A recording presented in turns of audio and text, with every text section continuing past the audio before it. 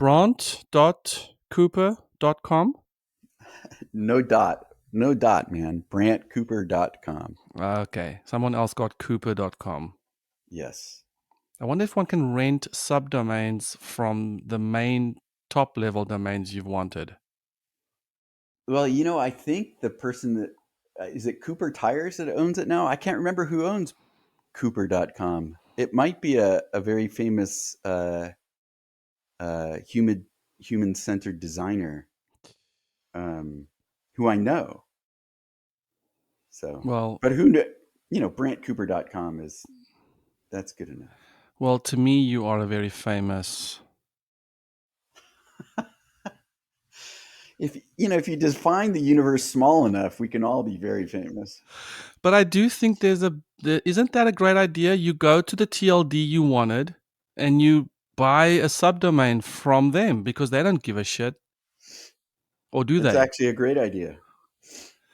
So we go to cooper.com and we say, hey, I'd love to purchase brant.cooper.com or Brant. And they're like, well, give us $500 a year and it's yours. And then you just do that for enough people. Anyways, when I'm with you, it's all the crazy ideas. It's the next big idea. Dude, I can riff with you all day, all night.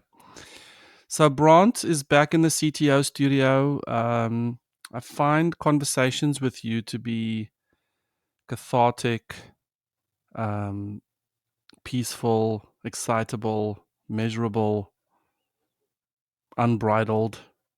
So thanks for being with us.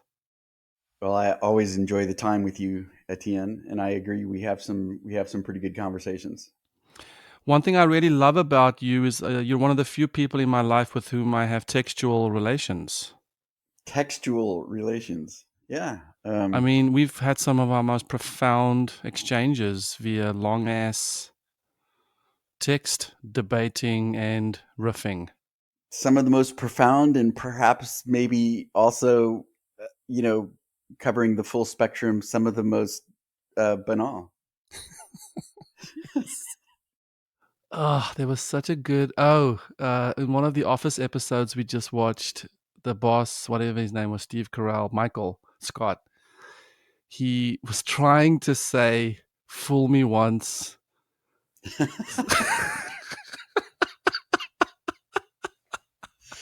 Nobody knows right now what we're he, laughing was, at. he was trying to do the fool. And I was like, oh, I need to record this right now and send it to Brant. Brant and I have this, for those who don't know or haven't followed us on Twitter, we love um, getting sayings wrong. We love extrapolating some sayings. Mixing Anyways, idioms. idioms, yes. I'll cut all this stuff out. So let's talk about horizon planning.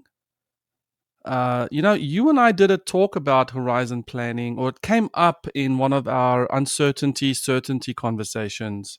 Yep.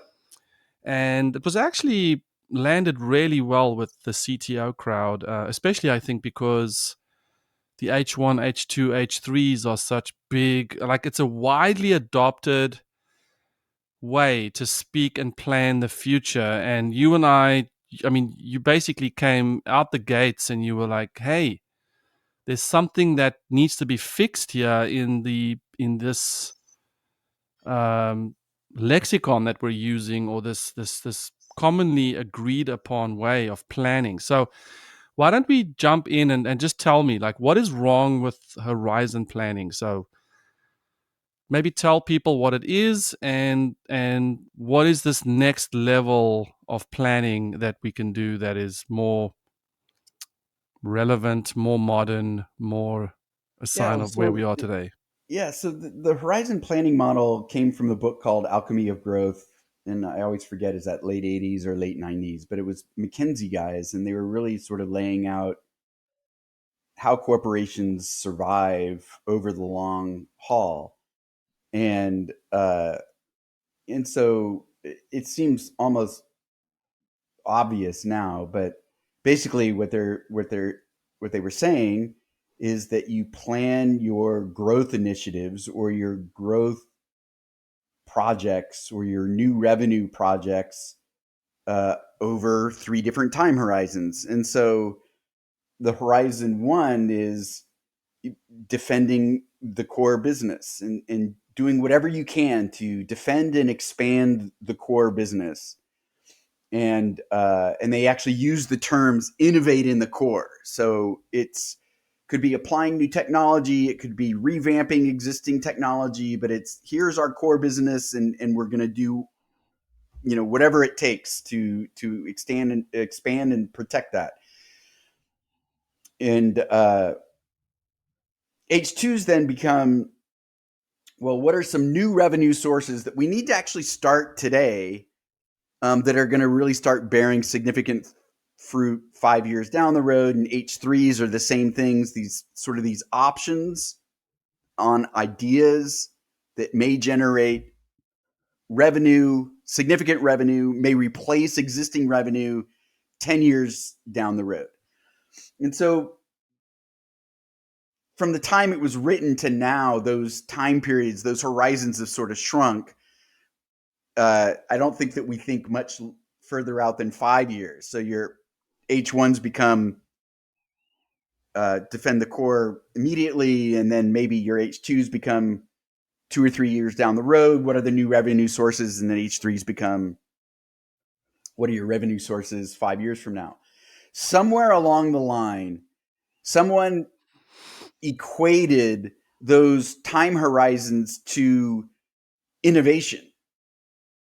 And this was not ever part of the core book. And so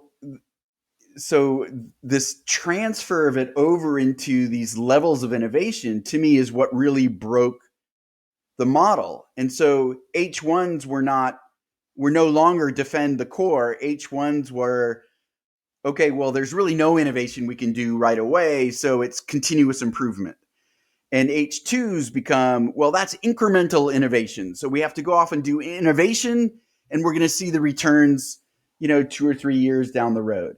And then H3s become breakthrough innovation. And so we need to invest today in breakthrough innovation so that we see it 5 years down the road. And to me, this completely destroyed the model, because suddenly people are thinking not about all of the different ways that you might produce new revenue, but oh my gosh, we've got to innovate. And what does that mean? And typically, it means new technology, or it means we have to invent something.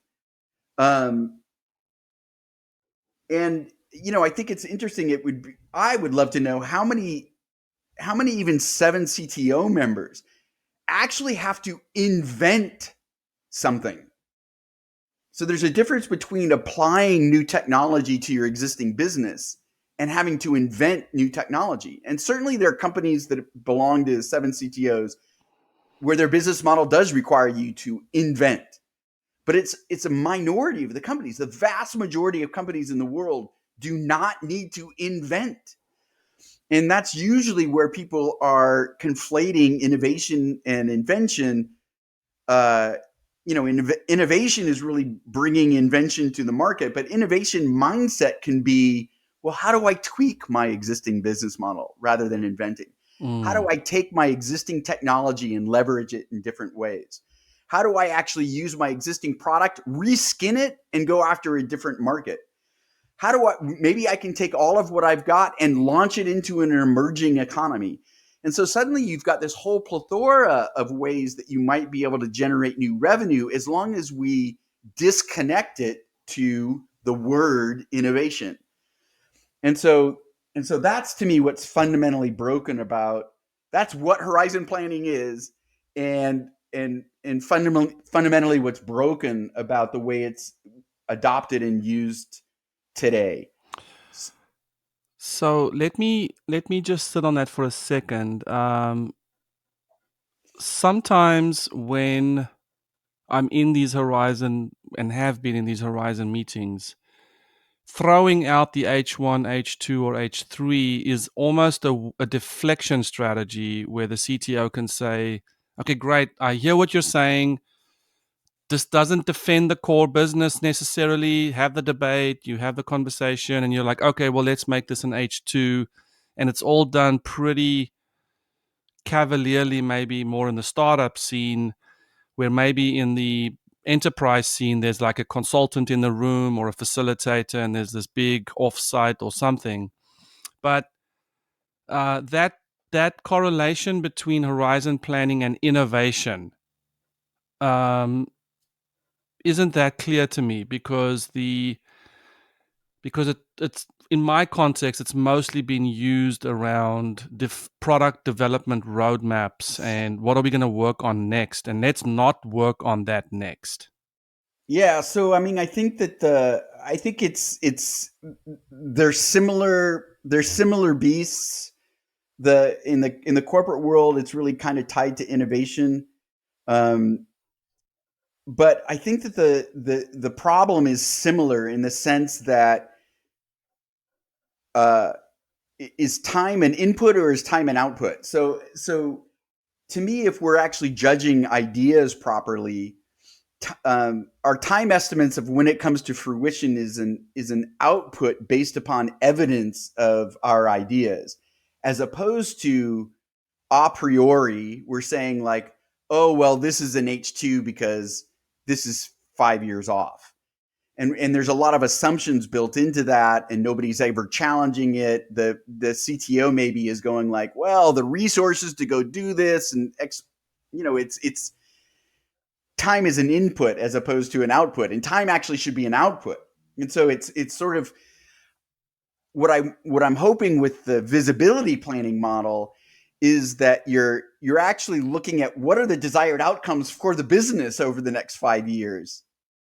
And so then what are the ideas that can actually help us achieve those objections? And based upon the evidence for those ideas, we can start laying out when those things will come to fruition.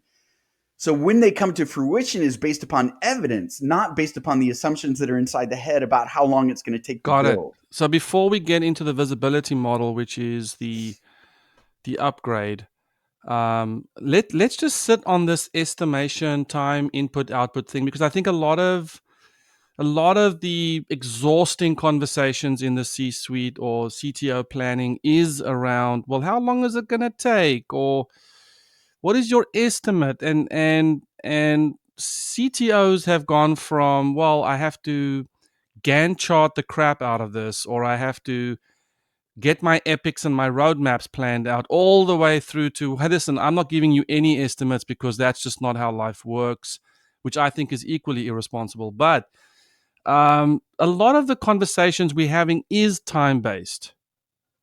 And so Right. if you could sit a little bit with me on the input and the output, if I understand correctly, can you just define in that context what does it mean when time is an input, and what does it mean? So time as an input means, given this amount of, it's time boxing, right? Given this amount of time, what can we do? Is that Well, so this is no, it's more really around the problem with people coming to CTOs and going, how much time is it going to take to build it?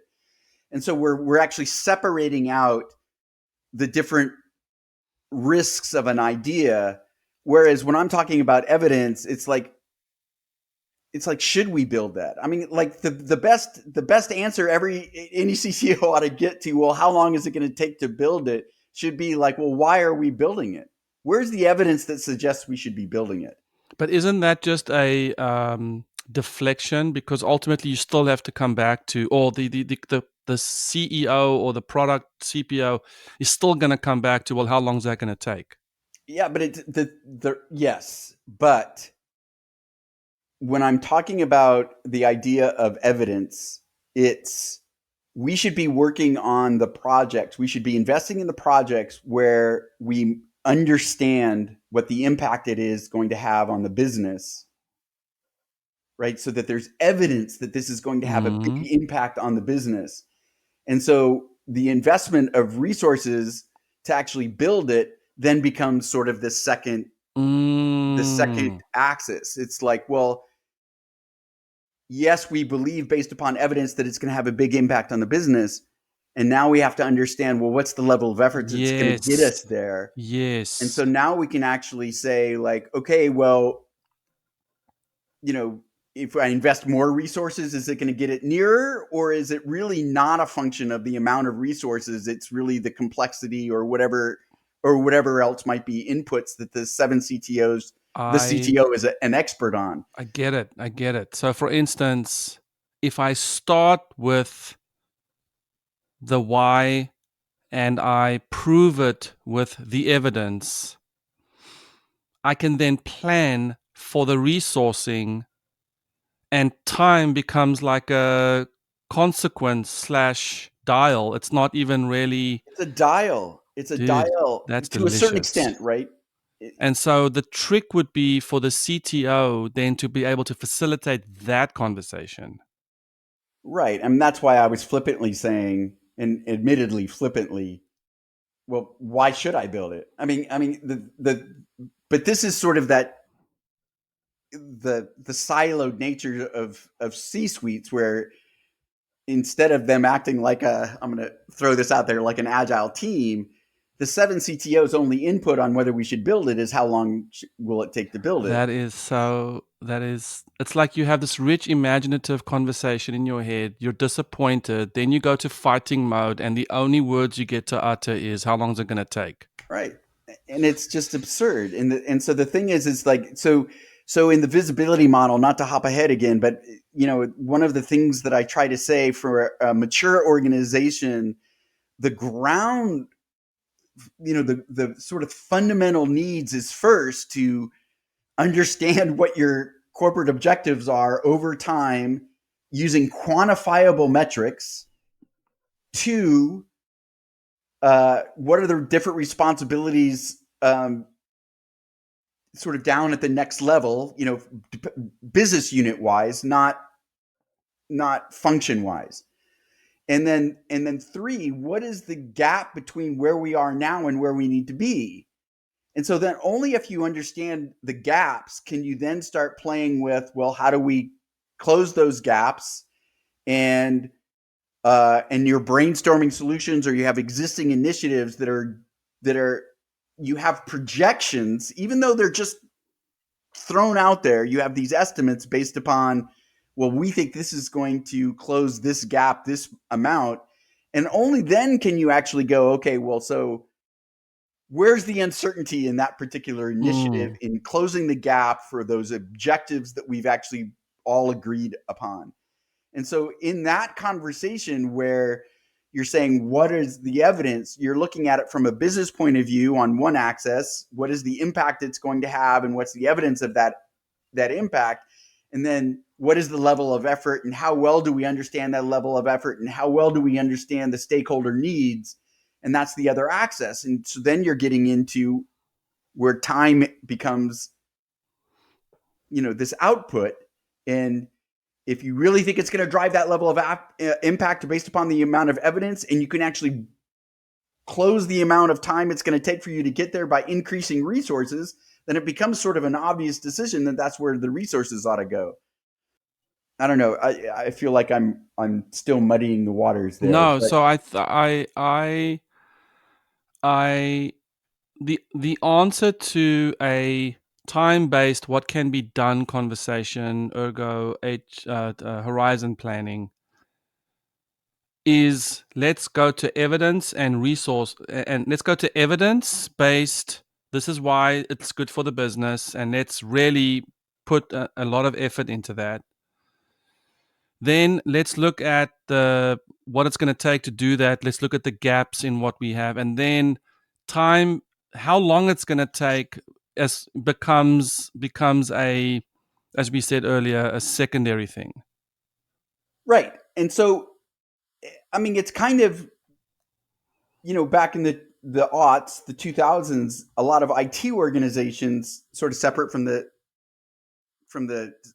technical, the CTO type organizations, but the actual internal IT faced the similar sort of thing where they actually, they had to increase their own personal power, the CIO, to say, like, yeah, okay, fine, you want me to fund and resource this initiative, which projects do you want me to take away from? And I'm sure that the CTOs have the same All the sort of time. conversation. All the time. And so the decision, so like if we looked at it from that framework, the decision on how we determine where those resources should be going should be based upon the evidence for the impact that those different projects are going to have on the desired outcomes that we share. Now, what would you say about um, this evidence word? So it could be perceived that this whole "give me the evidence, show me the evidence" is also fighting words. If if the C-suite's like how long is it going to take, or the VP of product is how long is it going to take, is fighting words, then the CTO retorting with, well, what's the evidence, also seems like fighting words. Right. And so in my in my naive view of the utopian world where these people are actually working together, what you are agreeing to do is we need to spin up a cross-functional team that actually generates the evidence. And so that should actually be sort of the standard practice, because frankly, the CTO office should be contributing to the gathering of evidence.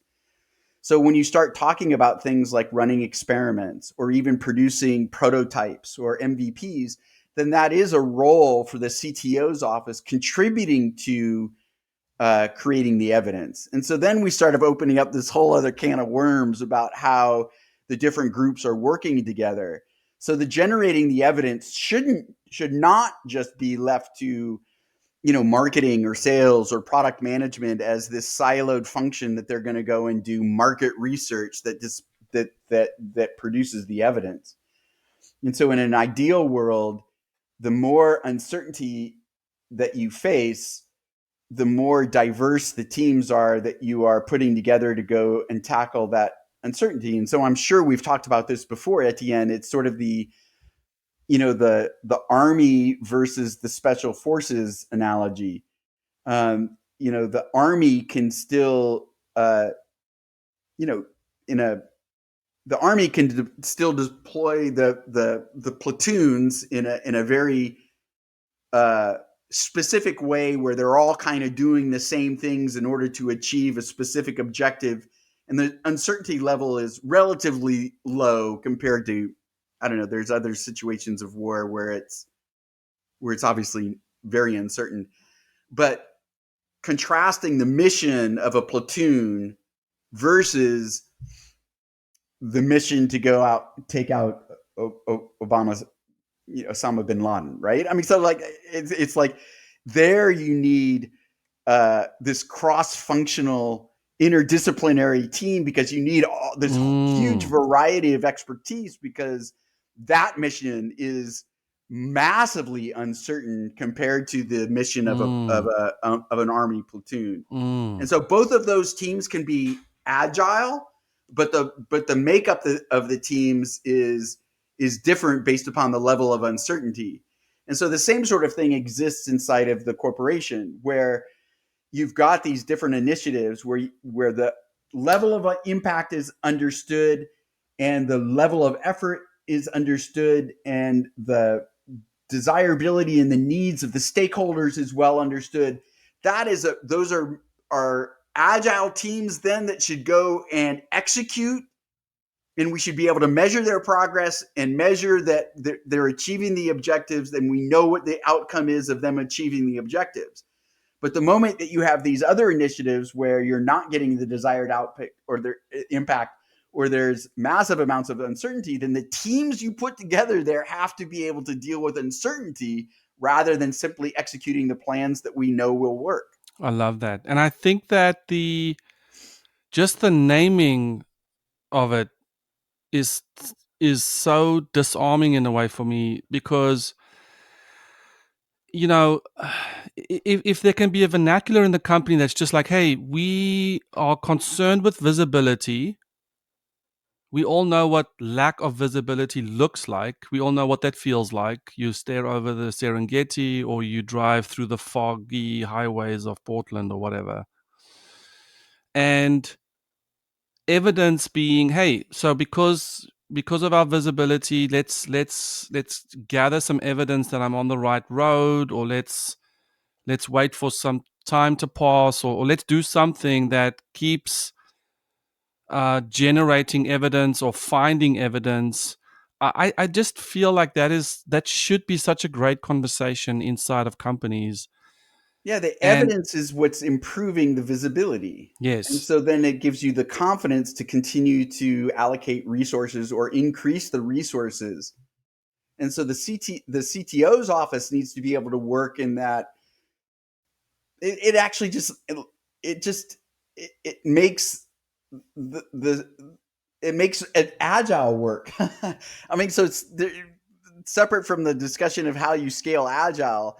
What stops agility inside the company is that agile doesn't reach beyond the technical. And so but if you imagine syncing up the agility of your development resources with the agility of uh, other groups that are generating similar evidence, or that there's a cross-functional team there where your marketers and your salespeople and engineers and product managers are creating evidence, then that's what's improving visibility. And so that's where we want to put more resources, is where the visibility is improved. hmm. I think this idea of cross-functional, a lot of technical organizations are putting together these squads, these full stack pods or whatever, to cover everything inside of the application stack, from product to all the way down to UX design, all the way down to engineering and QA, and they're trying to create these self-contained pods. What I think is pretty incredible is if you think about the evidence team, it's like, hey, we want to do these things. Let's put together that full stack team cross functionally in our company to gather the evidence required so we can all allocate our resources with confidence. I mean, that sounds beautiful. Totally. And to me, it's, again, what holds it together to me is the concept of, at least going back to the original principles of agile. It's a team that is working together with a mission. And so, as opposed to representatives of silos, it's a team with a Advocating, mission. yes, advocating or protecting or galvanizing, or yeah. So I love the uh, so horizon planning is arbitrarily assigning time to planning. Visibility is on the answer to that is visibility planning, which is, let's look at this in terms of our visibility. And then you have a weight or a number scheme for like V1, V2, V3s, right? Do you want to Well, talk us through yeah, that? so that just sort of matches. It's sort of, trying to follow the horizon model, and really you can lay them next to each other. It's not like you don't really have to abandon your existing horizon. It's just that you're using the visibility to actually populate your horizons, as opposed to the other way around. And so the increased visibility, so V1s would be, we there's evidence that supports this level of impact, so it's sort of a high impact with high evidence for that impact. And it's us understanding the effort required and understanding the needs of the stakeholders, whether they're internal or customers. So the so that's sort of the second axis, is the understanding the effort required to meet the needs of the stakeholders.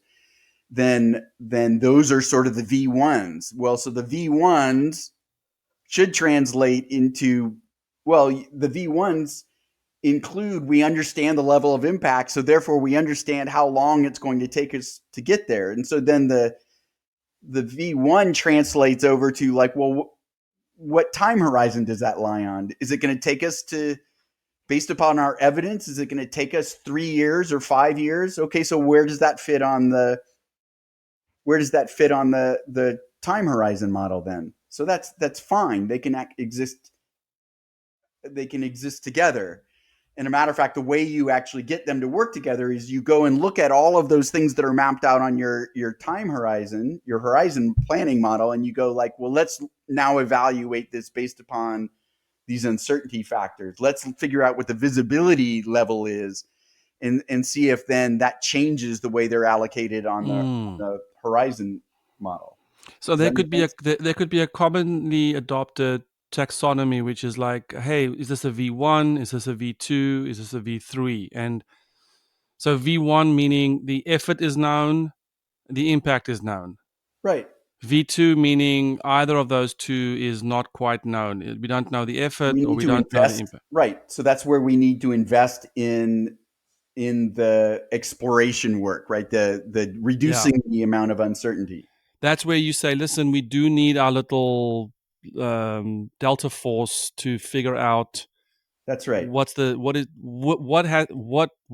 can we do to beef up from a V2 to a V1, if at all. Right. Exactly. And then V3s are like the, hey man, seriously, y'all want us to do a V3? Well, I think so. The V3s are interesting because the way I like to put it is that all ideas are V3 until you show me they're not, right? And so the way you become a V2 is by generating evidence. And so I think that what's interesting about that model, that means like somebody could have this great idea and you go, okay, well that's a V3. Wow, we're gonna get some crazy sound now. Um, uh, What's happening? Plumbing in the background. Can you hear it? Someone's flushing No, pretty that's bad. some like that sounds like a sawzall cutting through galvanized pipe. Is it going to carry on for a while? I don't know how thick is the pipe. I think we need a cross functional team to go and ascertain. Wow, sounds good. Yeah. So where were we? Yeah, please don't forget that because is that in your house? Yes. It should really only last a short period of time. I mean, how many pipes can there be?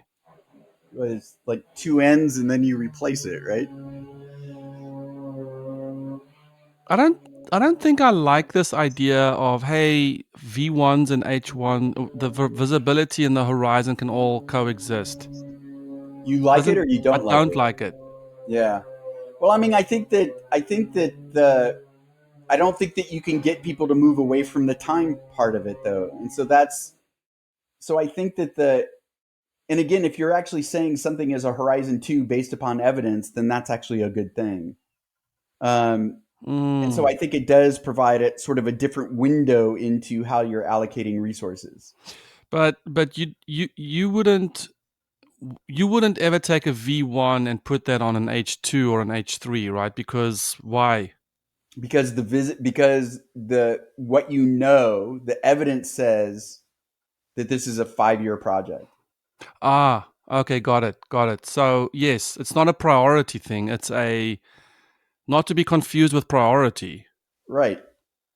And then of course P1s, and I mean, there's a lot of Yeah. these. Yeah, exactly. Well, I mean, but the thing is that the again, if you get away from just from the CTO perspective, if you're if you're really trying to get back to closing the gaps on what your strategic priorities over are around some time period, then when you're going to receive the ROI, when you project to perceive the ROI becomes important because that's how you are planning to plug those gaps. And so if like I don't know, say take a I'm going to make up something that maybe your audience thinks is ridiculous, but what if there were a high degree of evidence that you had to re-architect one of your systems, but that the re-architecture was going to take 3 years, and then converting customers over was going to take another year or whatever. Just imagine that this is like, we know we have to do this. It's going to have a Mhm. high impact for the business long term, and it's going to take 4 years. But the result of it, or actually in the fifth year, is where we're going to actually start seeing increased customer engagement, increased ability to sell it, and the evidence suggests that this is exactly spot on and we have to do it, but that we're not really going to see how this is going to help us close the gaps in our priorities for 5 years, then to me, there's some value of putting that on. Like, okay, well, this is, if you really want to know, this is a 5 year effort, and so we're allocating our resources based upon we know it's going to close the percentage of this gap, this amount. We have to do the work. So it's not a priority. It's a time horizon.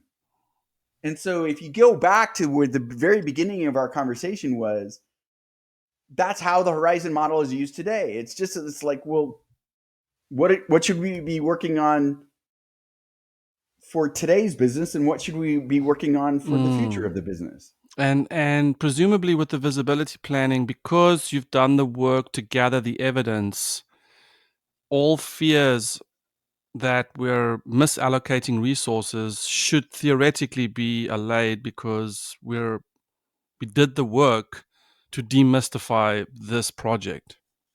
Yeah, I think that that's true. I think that the problem probably arises in year 2 or 3 of that project. Are all of those truths the same? So, I mean, I guess I think that the what worries me, and I see this a lot in innovation groups, is that they'll gather a bunch of evidence for something, and then they'll go like, okay, now we're going to flip it over to IT or the CTO, and they're going to work on it for 3 or 4 years.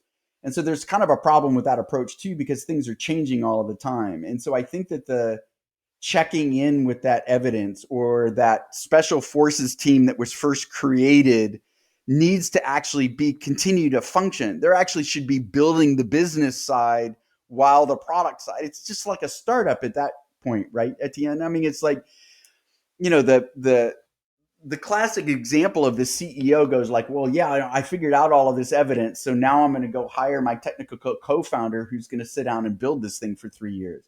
I mean, that never works. I mean, literally never works.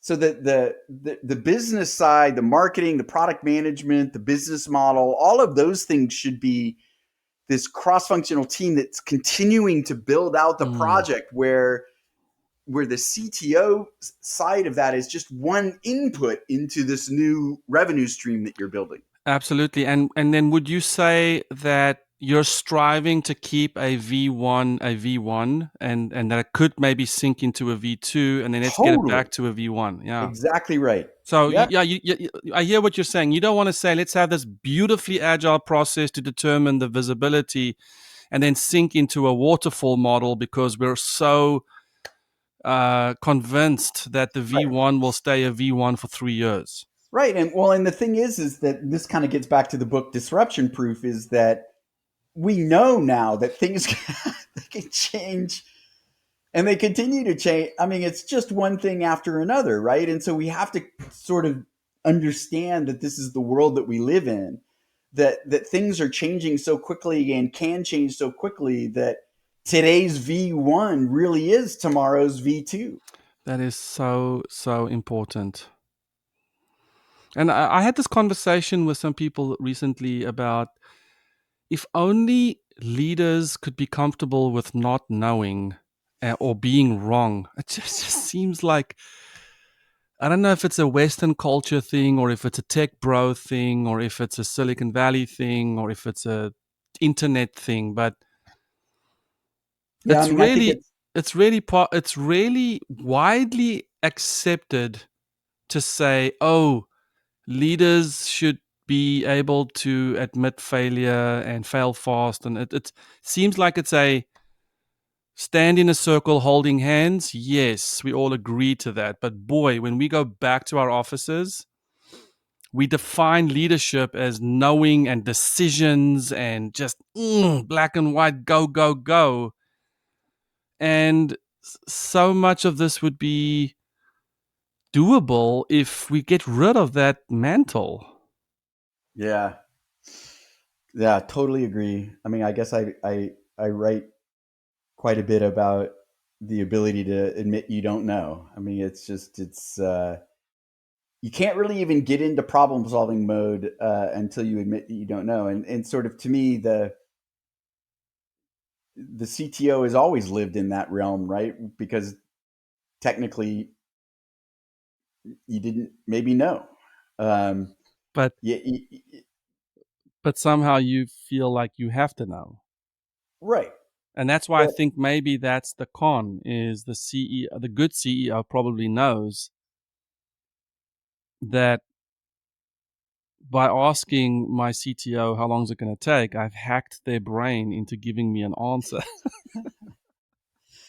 well, it's funny though because the good CEOs also know that the answer is bullshit, but it's just that they want to actually be able to have something that they can hold people Yeah, accountable but that's to. what I don't want to devolve this conversation, but I really hate that about good CEOs. Let the record show that I used air quotes because throwing something out there to see what kind of response you're going to get, man, to me that's such weak leadership that just leads to distrust and kills relationship. So there's this organization that I'm working with that is sort of has a little monopoly, and so they're not hurting really bad for revenues, but they do also recognize that they're very stagnant and very slow moving, and that they have all of these projects and they rarely achieve what the desired outcome is. And I was actually astounded to find that the 5 year strategic plan for this organization did not include quantifiable outcomes. And so I kind of tried to throw this out there on LinkedIn, and I didn't get a ton of responses. I go, does your organization create quantifiable outcomes? And I think the majority said yes. And then I asked the second question, which was, are those quantifiable outcomes actually then filtered down to whatever structure there is, groups, business units, departments, so that these subsequent layers below the C suite also had quantifiable outcomes? And the numbers immediately went from 100% to 50% or maybe 66% or 67%. But I think that if then you take that and ask the next question, which is, well, what if you take it a layer down below that? At some point, I think that you get to that every organization breaks at some layer where the work that they are actually managing is no longer tied to quantifiable outcomes that can be rolled up to the next level's quantifiable outcomes, right? So that there's this break from the work that we're doing and those desired outcomes. And this is like really extraordinary to me because I don't know how you can really manage an organization that way. And so I'm not even sure how to solve that, except that it seems like that has to be sort of a C-suite mandate that when we get down to these lower levels, we're still managing people where their outcomes, you can draw a straight line to what the business outcomes are. Yeah, it reminds me a little bit of VC's portfolio management, where you know that 9 out of 10 of your investments are going to fail. It's almost like you're managing your team and your development efforts around, well, some of my teams are going to hit it and some are not. I mean, I think Uber did that, right? Where their teams were compete, like basically they just gave the same squads the same work, Oh, or different interesting. squads the same work, Wow. because they had enough money or had enough, there was so much urgency that it was like, well, it's better for us to have 3 or 4 teams do the same work, Interesting. because we'll just take whatever team gives us the best work first so that we can, because that investment is worth it for us. Interesting. That's got to be so terrible. That's What got a to be really terrible environment. demoralizing. I'm competing with my own colleagues to deliver on my sprint. Yeah, kind of weird to think that people want to build a culture that's cutthroat like that. Um, Maybe modeled after Ivy League schools or something. I don't know. So the how I want to land this, I love this. So the horizon planning versus visibility planning. I see this as such a wonderful, refreshing way for a CTO type to bring the conversation. Hopefully, the whole C suite's having this conversation, but in a C suite that is obsessed with time based planning, when is something going to be done? How long is it going to take to get something done? Let's bring the conversation to how do we create a graph, or how do we create a team that can help us figure out the impact that it's going to have on the organization and the effort that is required, i.e., evidence. And let's get our low visibility to high visibility so that when we do allocate resources, we're good to go. We're happy. Yeah, we're confident. And even all of those initiatives then can be milestone based. So instead of just budget allocations, we're actually allocating based upon achieving milestones. I love that. Um, just one final question. So, when it comes to the gap analysis between what we want and where we are, is this something that the cross functional team figures out when they're gathering evidence, or is this something that's done before because we're figuring out what needs to be built hypothetically? Yeah, I mean, I think it's done before. So, I mean, I Yeah. think that like where we are today, like choose any metric. Um, I mean, you could go with revenue, or you could go with profitability, you could go with even, sustainability metrics or diversity metrics or customer satisfaction or customer delight metrics. Any of these things are the type of metrics that I'm talking about. But so if you look at, well, the current the current revenue levels that we're getting from product A today, and what we believe is a 5% increase year over year. Hopefully that's based upon evidence. We know that we're 75% to whatever the desired revenue is for the company, right? So I mean, it's Mm, it's the gap analysis is where are we today in our levels of whatever that metric is, and what is the metric that we need to achieve by when. okay. Okay. So the gap isn't really in what we have, it's in the desired outcome. Like, we want to be at X, we're currently at X1. So what is that gap? And then therefore, what can we build that impacts and closes that gap? Right. And Right. again, it's the higher level up the conversation goes, it could be product related, it could be marketing related, it could be sales related. It's how we close the Absolutely. gaps. It can Yes. be, it could even be acquisitions. And so the planning that's done at that level becomes, directly for achieving the strategic objectives. But you can also look at that even from a departmental view. Um, so even if your C-suite is not playing ball and you have your 10 things that you're working on, the CTO understands what their contribution needs to be. What are they signed up for in terms of, their metrics that they have to hit? Mm, Then they can start evaluating their own projects in terms of whether that's going to contribute to their own ability to mm. achieve their contribution. Got it. So is this stuff all documented in your book?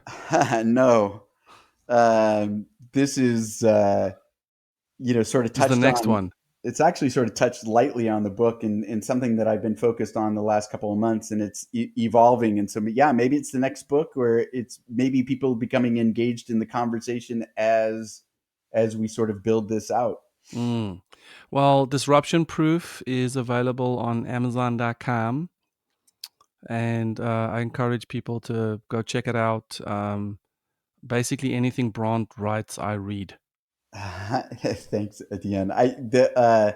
There's actually a prioritization planning tool that's available for download on movestheneedle.com for free too, for free. So if people want to check out, it's just a simple 2x2. But if you know draw that on a whiteboard or put it up as a poster, and take your existing initiatives, and maybe you want to brainstorm new ways that you might achieve, whatever aggressive objective you're signed up for, and you can just lay them out on that 2x2, um, and maybe helps you prioritize where you should be allocating resources in order for you to even just hit your objectives. Yeah, I think we did that right together. We I think we did did we do that Yeah, it was together. fun. Yeah, so I now have a tool that's online that people can go and just Okay, very download. cool. Movestheneedle.com. And thank you, Brant Cooper. Fun as always, Etienne. So thank you for having me. And we'll have you soon again. Thanks. Hopefully very soon. So cheers. Cheers.